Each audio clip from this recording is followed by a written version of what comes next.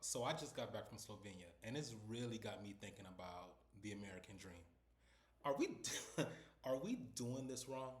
Like it really feels like we are doing life wrong in the U.S. I've been to What's up, y'all? My name is Leroy. I'm a travel writer. I've been working in the travel industry for over almost 20 years. I've been to 35 plus countries. I've lived in two different countries. I've worked as a travel writer, a travel entrepreneur, media entrepreneur in the travel industry, advisor to other governments and the US government on travel and cultural initiatives. And I just recently got back from Slovenia, and one of the things I really appreciated about I appreciate a lot of things about Slovenia. If you've never been to Slovenia and you're looking for a place that is brings you calm, brings you beauty, brings you peace, a culture of people who are open and accepting of others, beautiful, beautiful landscapes. Like 60% of Slovenia is protected land. I live in Texas.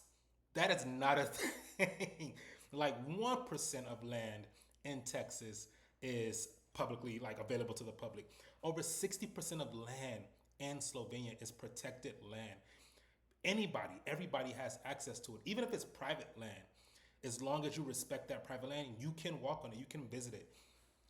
Slovenia was such a stark difference than what we're currently experiencing in the U.S. Man, I just felt the harmony and like the love and the connection in Slovenia. So much rich, beautiful history, castles everywhere. It was just one of the most wonderful experiences that I've had. And I'll leave a link to my website where I've been writing about my Slovenian experience, so that you can check it out for yourself. But in this video, I really want to talk about the American dream, particularly how it shows up in other countries, and in this case, Slovenia specifically. I've been traveling for, you know, 2 decades, y'all. I was a Peace Corps volunteer in Ethiopia. I lived in China for 2 years as a teacher, and then evolved into a media entrepreneur. I have seen versions of the American dream in other countries, right? And before I shared that part, like what does the American dream look like in China, or what does the American dream look like in Thailand, or what does it look like, in this video, in this case, Slovenia?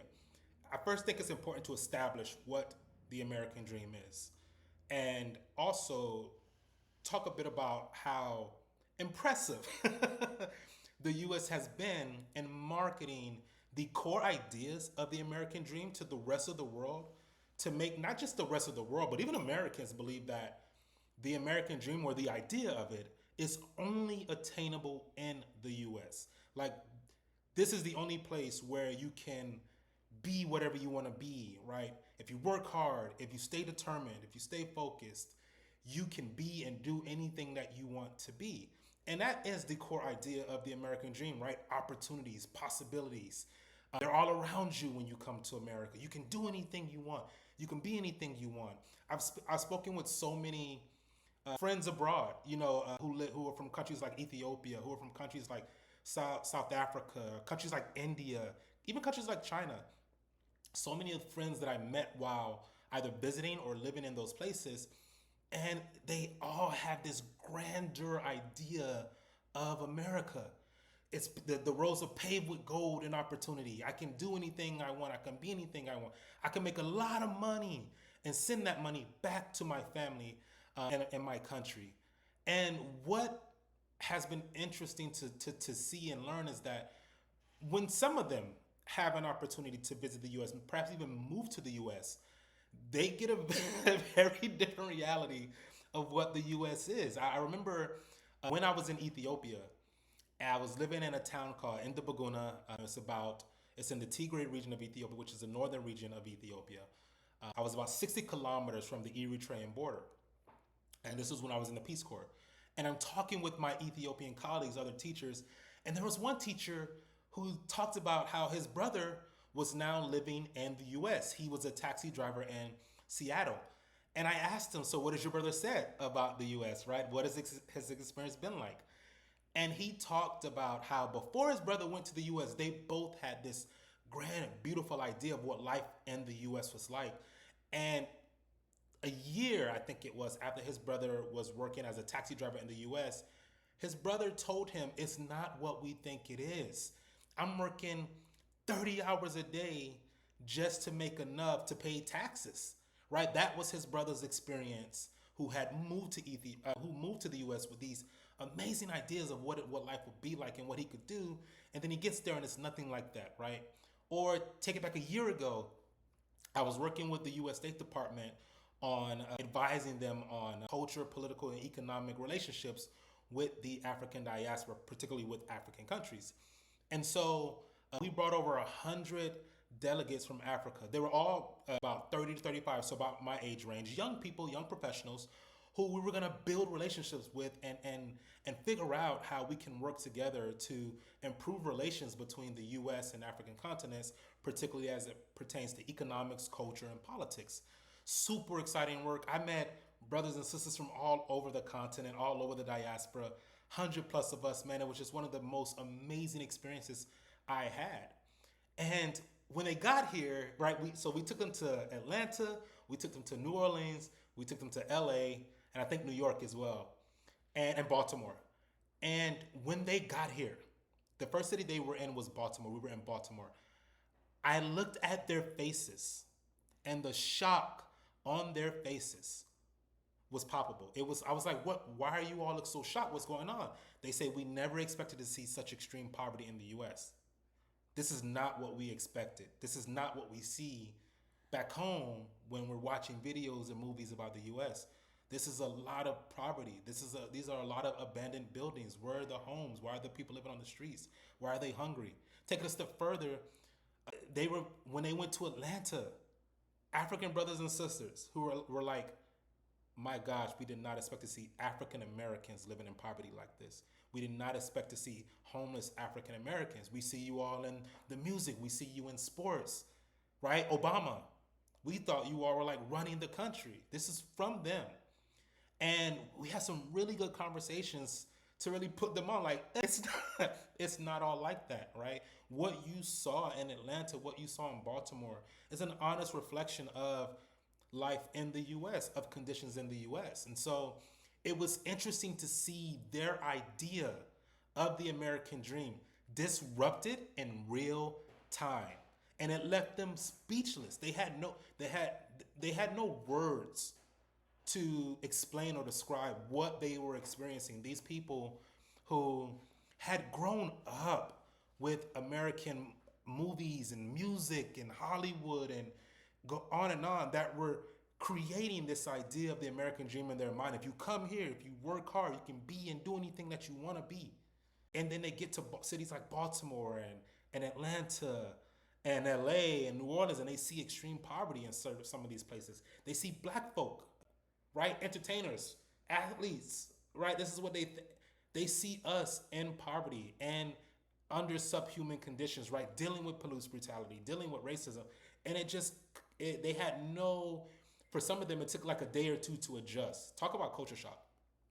And so, getting back to Slovenia, I have been fascinated with the idea of what other people in other countries think of the idea of the American dream and how the American dream actually shows up in other countries. And it wasn't until my experience in China where I really started to ask this question: what does the American dream look like in other countries?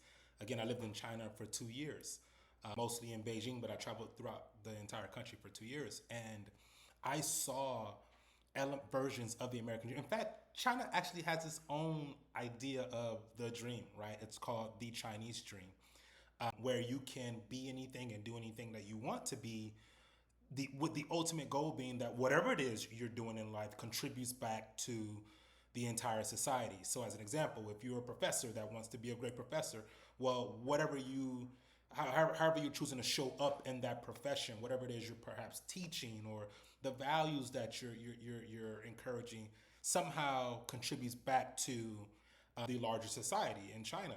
And it's very interesting to learn one thing about the Chinese dream is that, again, the ultimate goal is to advance society. And you put that up against the American dream, where the ultimate goal is to advance oneself, right? To advance myself, my family, That is the ultimate goal of the American dream, is to advance oneself. And so going back to China, it was interesting to see, right? You can own a business in China, right? You can pursue an education in China, right? There were certain elements, not all, but there were certain elements that contributed to the idea of a dream, right? The idea that if I work hard, stay determined, I can be whatever it is that I want to be, and that showed up in China. And it wasn't until that experience where I started to ask this question: is there an American dream in other countries? And if so, how does one go on about pursuing that? And if so, what are the trade offs? Because again, in the Chinese context, with their version of the dream, one of the things you're going to give up, or the trade off, will be privacy. It was no secret that the Chinese government ruled with a red iron fist, right? However, that being said, I never felt safer in China. And I have many friends who I met in China back when I used to live there, maybe 2016 to 2018, who were still living there today and who were living there long before I got there. Something about life in China was satisfying to them. They had a nice home. Their children had great education. They could travel. They could live a life of joy, peace, and happiness, even in a country that rules with an iron fist. So whatever the dream was, or whatever the opportunities that presented itself in China, was enough for them. And so this brings me back to the question of, well, what does that look like in other countries? And so I just got back from Slovenia, and I saw, again, the American dream, or the core ideas of the American dream, alive and well there. And I'm going to share 5 examples that sort of showed up for me, that said, hey, you can have the American dream in Slovenia. And these are the trade-offs, and these are, the things that you don't have to give up, right? And so let's start. I'm going to share with you all the 5 experiences that I had in Slovenia, and the conversations that I had with Slovenians that talked about, that alluded to their idea of the American dream. And the first one is, and so there were 5 things that I looked for to identify whether or not a country has their own idea or version of the American dream, if you will.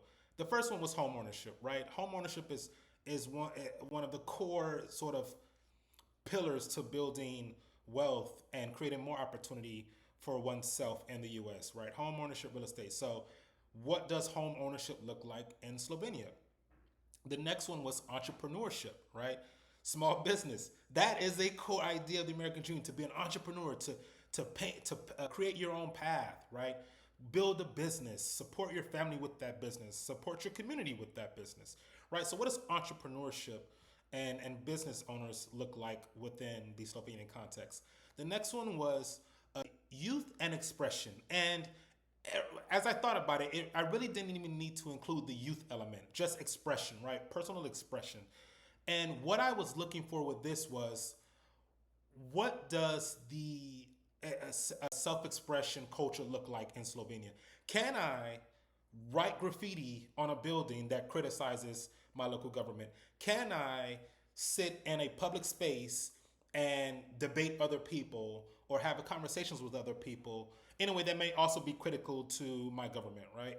That is a core idea in the US, freedom of speech. But that idea of, again, being able to do and be whatever you want to be, is a part of this idea of freedom of speech, or freedom of expression, rather. And we see that sometimes being challenged in America today. But I was looking for that, right? Can I express myself freely? The fourth one was generational progress. One of the core beliefs that we hold on to in the US is that my children and grandchildren will be better off than I was, right? And so what does that look like in the Slovenian context? What's the generational progress look like in the Slovenian context? And the last one, number 5, was freedom of movement, mobility. And this one was an interesting one, because we don't often think about freedom of mobility and movement as something that is associated with the American dream, but it is. The freedom of movement and mobility has been a core idea of the American psyche since we really got here. And I really didn't realize that until I started to do some research around the restrictions for African Americans to own passports, right? Restricting our mobility to move abroad. And we're all very much familiar with the history of restricting Black people's mobility and movement within the context of the US, slave codes, over policing, on and on and on. And so I wanted to take in those 5 things, look at the American dream in the Slovenian context. And so let's start with the first one, home ownership. So it's like my 4th day in Slovenia, and I'm leaving the capital, which is called Ljubljana, and I'm headed to more of the suburbs. And my tour guide is like telling me about this family that we're about to go have lunch with, right? This family, they have their own home, own farm, and they prepared lunch for us. And this is about the 4th day that I'm with this guide, and he very casually mentions, "Hey, the wife is actually from Chicago. Hey, the wife actually traveled to Ethiopia like you."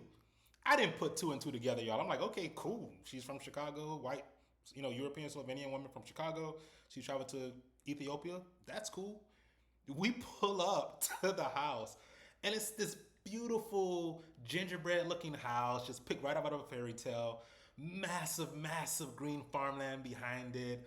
There's a river running through by the house. Barns. It's just a beautiful space, man.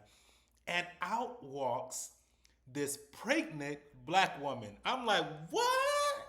Sis, what you doing out here? Way out in the suburbs of Slovenia. And so, this is the first thing that I saw was home ownership, right? Here's this black woman who's married to this Slovenian man. They met in Chicago. He's over the hills in love with this woman. His mom is there as well. She visits regularly to help with the pregnancy. And that they all live in this family home. And the home was passed down to the son from the dad. And now the son is, charged with taking care of the home, stewarding the farmland. And they're doing it together, him and his wife.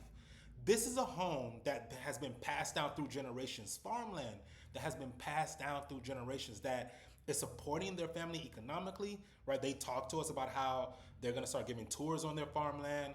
Everything that they eat is sourced from the farm. They even have this contained water area with hundreds and hundreds of trout in it. So everything that they eat is sourced from the land, and they're gonna be providing tours. And the wife actually gives like yoga classes and Pilates classes right there on their home and their land and their farm. And I was like, oh wow, like home ownership. That's one of the key elements of the American dream. And I saw that in Slovenia. And it wasn't just a one generational thing. This was a home that had been passed down through generations, and now it was in the hands of this Slovenian man and his African American wife from Chicago, who he is just over the hills in love with.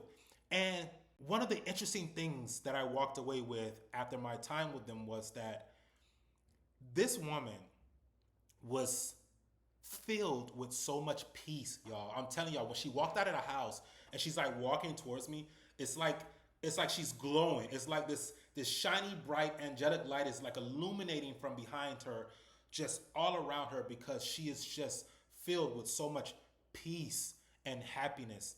And what I realized was there was no trade-off to her safety and peace and her pursuit of a happy and peaceful, healthy life in Slovenia, right?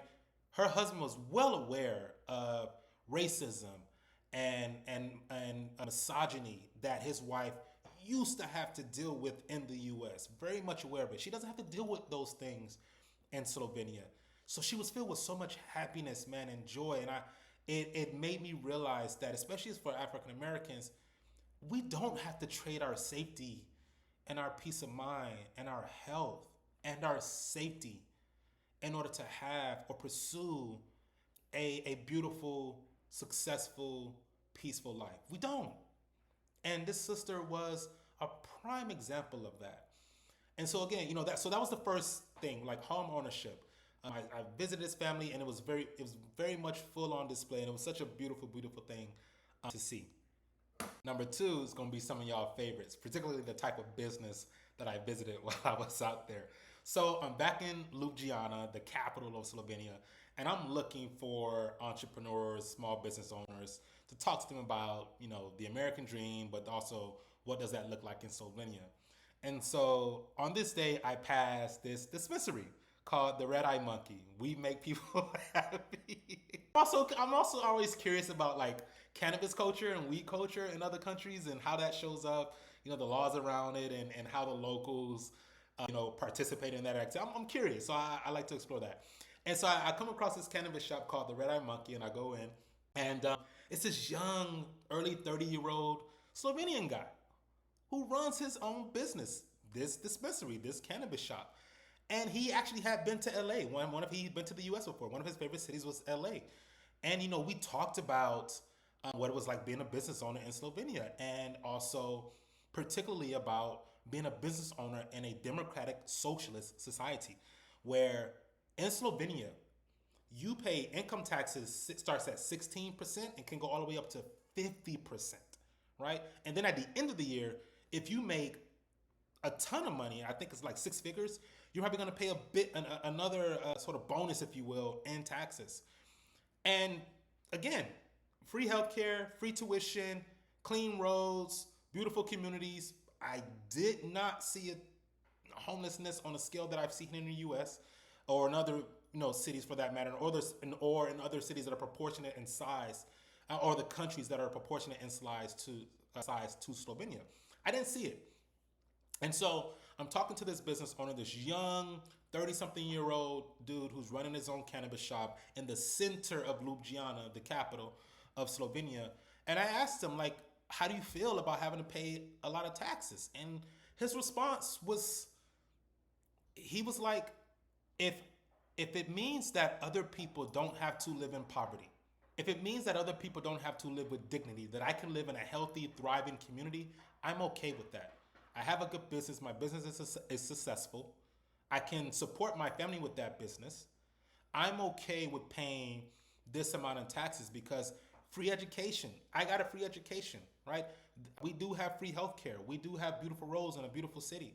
And again, for him, the more important thing was, I don't want to see other people live in extreme poverty while I am, amassing all of this wealth and success. And so I'm okay with paying my fair share or a little more to make sure that we can have a thriving, healthy, functioning society. And so it was interesting, right? Here's a guy who's running his own business. That is something that many Americans dream to do. And he's doing it in Slovenia, and he's living a great, happy life. And for him, it wasn't about making more money. It was about having a successful business, living a great life, and making sure that others around him are also living with dignity. Number 3, freedom of expression, right? That is the freedom of speech, if you will. Freedom of expression, freedom of speech. Let's just go ahead and combine those two for this conversation, right? That is also a core idea of the American dream and just the American way of life, right? You won't be punished for expressing yourself, so long as it doesn't physically or endanger the next person. And what was interesting about Ljubljana, the capital of Slovenia, was that there was graffiti everywhere. artful, intentional graffiti everywhere, to the point where I had to ask Slovenians, like, why is there so much graffiti everywhere? And many of them answered with this sort of like almost nonchalant, but also confused by my question. Like, what do you mean? Why there's so much? People have something to say. And it was so much graffiti about, current political issues, particularly in Gaza, or, rights for a particular group. And one of the things that I really wanted to test, to see if, okay, what does freedom of expression really look like? Before I went to Slovenia, I actually was thinking about doing this project where I sat in a public space and I held up a sign that sort of shared a misconception about Black Americans that the rest of the world consumes. And then inviting people to sit with me and talk about these misconceptions so that they can actually get to know me first, and then the story of the experiences of African Americans in the US, because what they get is what they see on TV and movies, and it's not a fair representation of our life here in the US. And so I Googled, do I need to get a permit or anything before I do this? No, just let your local law enforcement know that you're about to have a demonstration or, something, a public forum, and that's it. And so I got my poster board with my statement on it. I set up my cameras, I set up my microphones. No one approached me other than the Slovenians and the locals who wanted to sit down and talk with me, but no law enforcement came to question what I was doing or to try and stop me. Many of them walked by and read the sign and were curious. And what I walked away with was freedom of expression is very much celebrated and encouraged there. Like, share your ideas, speak your truth, and no one's going to criticize you or prevent you from doing that. And that felt good. That was one of the coolest experiences, man. I really can't wait to share with you all the conversation I had with this young guy from Serbia, who was one of my first guests to sit down with me and talk with me about his ideas of Black American culture and Black Americans in the U.S. Right? He's obviously, of course, in love with our music, but he really asked me some challenging questions about some of the things he see on TV. Like, one of his questions was, "What's up with baby mama culture?" And I was like, "Whoa, did not expect that." I was caught off guard with that, but we had a conversation about it. And so it was cool, man, to see again. And credit, we can do the same thing here in the U.S. Right? There's plenty of us who are having conversations and demonstrations and protests in public spaces, but we're often surrounded by police officers, right? We're often surrounded by those who are issuing threats because they don't believe, they don't agree with our ideas or our values. And it was refreshing to be in Slovenia, to be able to set up in a public space or to watch other people publicly sharing their truths or expressing themselves without fear of, violence or threats. So number 3, man, freedom of expression, well alive in Slovenia. And I'm a prime example of that, as y'all can see. Number 4, got 2 more, y'all. Number 4, generational progress. And I think this is one of the most important experiences that I had in Slovenia. The idea that to have the opportunity to leave a better life, better circumstances for your children, your grandchildren, is very much a core value and idea that we hold dearly here in the U.S. And rightfully so. I understand that completely. My wife and I, we want children one day, and we very much want to leave them a better life than what we. Not to say we've had great lives, great upbringings, but we want to leave our children an even better life. And I think sometimes, often in our pursuit of that, particularly here in the U.S., we don't care what harm comes to people around us as we try to pursue more land, more money, more success, right? In order to set our children up with a better life, we don't often consider what this constant and endless pursuit and gain of materialistic items, what impact that has on our health and the community around us. And I met Joseph, who owns a winery, family winery in Slovenia. Him and his family are like the 6-time wine champions in Slovenia. And he's very much proud of it, right? For 6 generations, they have been making wines and honeys and selling them in a regional area. Not all of Slovenia, but very much a small regional area of it down in the south. And I had a chance to visit the winery, talk with him, drink wine with him, right? Break bread with him. And one of the things, when I asked him, I was like, "Man, you have such a successful business. All of the restaurants and hotels in your area buy your wine. Why not expand? Why not, export your wine abroad?" And he said, "I don't need to. I have a successful business. My grandchild one day, if he wants to, will inherit this business. I am able to contribute to my community. What more is there? What more should I need?" Right? For him, there could be generational progress. He could leave a legacy for his grandchild and not cause unnecessary harm due to this endless pursuit of wealth and power and influence. Cause harm to others in pursuit of those things. For him, that was not the dream. The dream was to build a successful business, carry on my family's legacy, pass that down to my children and their grandchildren, continue to be a contributor to my community, and do right by other people. That was enough. And it was a great example for me, at least, that pursuing generational progress is not a bad thing. But we should be aware of what that looks like and how we execute that, and make sure that we're not doing it in a way that causes harm to others or the environment. And Joseph, who is part of this legacy family known for their wines throughout Slovenia, very much holds that idea dearly, that he can leave something great behind for his family and not cause harm to himself, his health, his community, the environment, or other people. It was really cool to meet Joseph and really learn what generational progress looks like in the Slovenian context from his experience. All right, y'all. And number five, which I think is going to surprise a lot of folks. I don't think we associate number five with being a part of the American dream or an element of the American way of life. And so, but I did write an entire story about the American dream in Slovenia, and number five is in there. And I would really love for y'all to check it out. I'll leave a link in the description below. But I really love for y'all to check it out and then come back and share your thoughts on number five, whether you agree or not. Again, I think it's one of those things we don't often associate with the American dream. And so, really appreciate y'all coming by. Once again, my name is Leroy Adams. I run this channel, Culture Travels Media. I'm a 20 plus year travel writer, travel media entrepreneur. I travel around the world constantly. I'll be in Spain, Catalonia in a couple of weeks. And so I'm really glad to have y'all on this journey. And for me, man, I love to travel, but it's really about digging deep into the culture and people and the way of life in these countries. And I really try to bring that to you all through written form, not AI content, but like me, Leroy. I'm writing these stories that are just filled with all of the experiences that I have as a traveler, and then also bring it to you all here every Monday in video form, where we have like real critical, important conversations about travel, about culture, how these things mix. And I also, like, every Wednesday, I'm gonna tell y'all where y'all need to be traveling to.